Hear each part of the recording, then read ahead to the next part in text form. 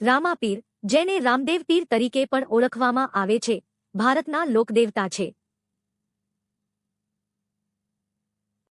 તેમનો જન્મ રાજસ્થાનના રુણાજા ગામમાં રાજા આજમલજી અને રાણી મૈનાદેવીના ઘરે થયો હતો.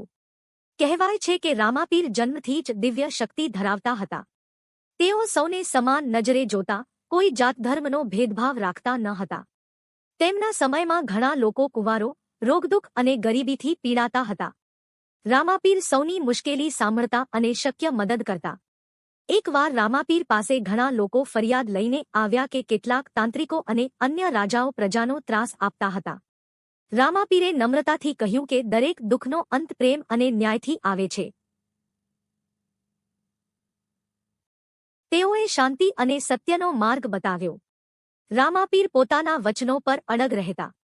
જેણે મારી ઉપર ભરોસો રાખ્યો છે, હું તેને ક્યારેય નિરાશ નહીં કરું. આ તેમનો વચન આજ સુધી લોકવિશ્વાસમાં જીવંત છે.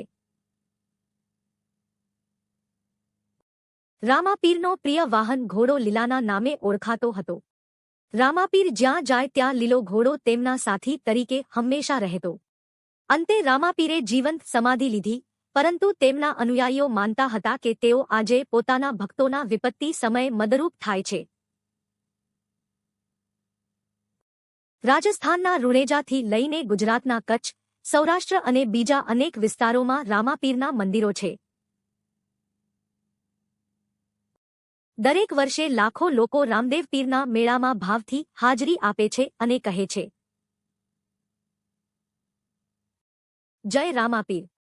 રામાપીરની જય.